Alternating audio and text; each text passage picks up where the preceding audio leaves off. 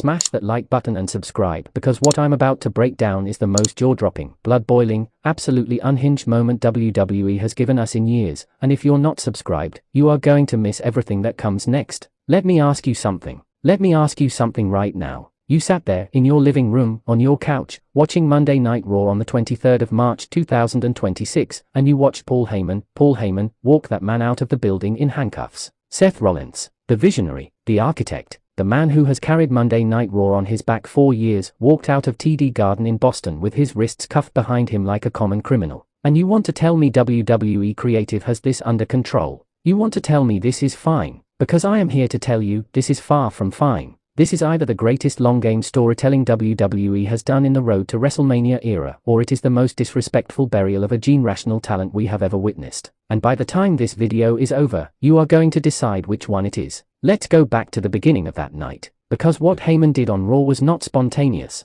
This was premeditated. This was calculated. This was the kind of manipulation that only one man on this entire planet is capable of pulling off, and that man is Paul Heyman, the self-proclaimed special counsel, the oracle, the wise man. Call him whatever you want, but on the 23rd of March, he proved once again why he is the single most dangerous human being in all of professional wrestling, not because of his fists, not because of his size, but because of his mind. Here's how it all went down. Earlier in the night, the Vision, Heyman's faction, had already taken a beating. Logan Paul and Austin Theory were taken out by the Usos. Brock Lesnar got embarrassed again by a Baphomet. Bronson Reed was out of action. Braun Breaker was sidelined with a hernia injury. Heyman walked out to that ring looking like a man who had absolutely nothing left. Alone, exposed, vulnerable. He stood at that microphone and he told the world, he admitted, that he had no one left to hide behind. No backup, no muscle, nothing. And that, ladies and gentlemen, was the trap, because he then called out Seth Rollins. He called him a stalker. He called him a jaded ex. He told Rollins to come to the ring and, quote, put him out of his own misery. He was begging to be hit. He was selling defeat. Every single word out of Heyman's mouth was engineered to do one thing: lure Seth Rollins out of hiding and into the jaws of a legal vice grip that Heyman had already set in motion days before this segment even aired. And Seth Rollins, the man who prides himself on being the smartest guy in the room, the man who outsmarted the Shield,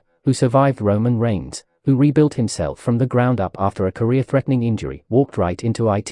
He came out in a mask, emerging from the crowd, climbing onto the announce desk. Dramatic, cinematic, classic Rollins. The crowd erupted. The moment felt electric. And then, out of nowhere, Boston police officers swarmed the arena. And right there, with the whole world watching, Heyman revealed his masterstroke. A restraining order. He had filed a legal restraining order against Seth Rollins. The second Rollins stepped within the prohibited distance, he violated it. He was already guilty the moment he showed his face. Paul Heyman has been involved in some of the most legendary WrestleMania moments in history. But can you name the last WrestleMania match where Paul Heyman's client walked out as champion? Comment your answer. Let's see who the real WWE historians are on this channel. Now here is where the story takes a turn that separates a good wrestling angle from a great one. Because as the officers were cuffing Rollins and escorting him out of that building, Heyman didn't stop talking. He could have stayed quiet. He could have watched his plan succeed in silence. But Paul Heyman doesn't do silence. Paul Heyman does pain. He kept going. He told Rollins he was heading to prison.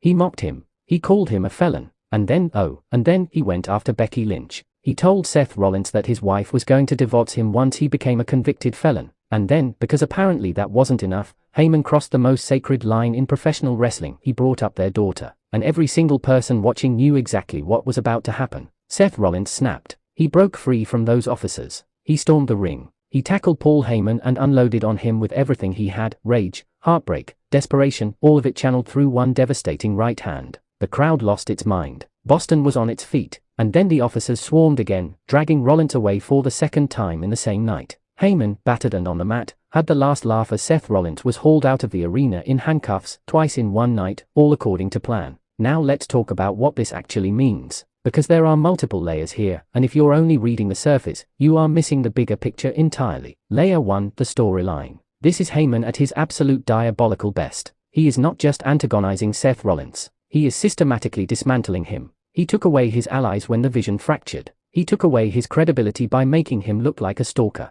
He took away his freedom by getting him arrested. And now he is threatening to take away the two most important things in Seth Rollins' entire life, his marriage and his family. This is not a wrestling rivalry anymore. This is personal. This is the kind of hatred that produces WrestleMania main event energy. And WrestleMania 42 is weeks away. Layer 2, the real-world context. Let's not pretend we don't know what's happening behind the curtain, because the dirt sheets and the reports have made it very clear. Seth Rollins has been dealing with a shoulder injury for months. He has not had a proper in-ring match in weeks. His appearances on Raw have been almost entirely promo-based segments with Heyman. This arrest angle gives WWE the creative cover they need to keep Rollins off television long enough for him to potentially get healthy, or at minimum, to protect him from taking bumps he's not cleared to take, all while maintaining his position at the top of the card heading into Mania. That is layered, intelligent booking. Whether it works out or not is another conversation, but the intention is smart. Layer 3, Braun Breaker's return. Here is where it gets really interesting. Breaker has been out with a hernia injury. All signs point to him returning in the near future.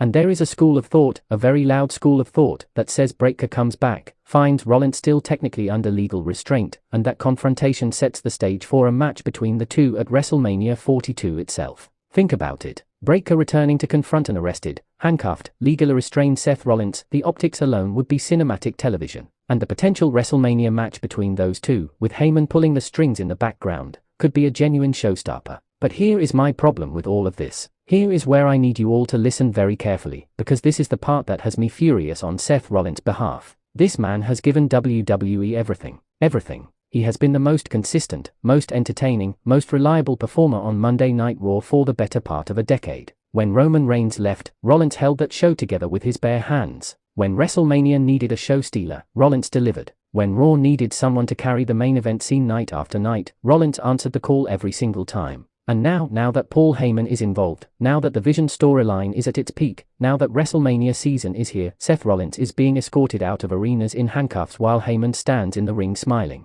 The hottest babyface energy on Raw right now belongs to a man who isn't even allowed to be in the building without getting arrested. Does that seem right to you? Here's what should happen. Seth Rollins needs to come back to Raw at Madison Square Garden on the 30th of March, fired up, unrestrained, legally cleared or not, and he needs to make Paul Heyman's life a living nightmare. Not in handcuffs, not restrained by officers, but standing in that ring, in front of a Madison Square Garden crowd, with a WrestleMania moment in his crosshairs, delivering the kind of promo that reminds every single person watching why Seth Rollins is the standard by which every WWE superstar should be measured. Seth Rollins has had multiple incredible WrestleMania matches throughout his career. But which WrestleMania match do you consider his absolute greatest performance? Is it WrestleMania 31 against Brock Lesnar, his opening match at WrestleMania 35, or something else entirely? Tell me in the comments. I want to see the debate explode down below. Now let's talk about Paul Heyman one more time, because I don't want this video to end without giving credit where credit is absolutely due. Whatever you think about this angle, whatever you think about where it's going, Paul Heyman executed this segment with the kind of precision that only a Hall of Fame mind can deliver. Every word was deliberate.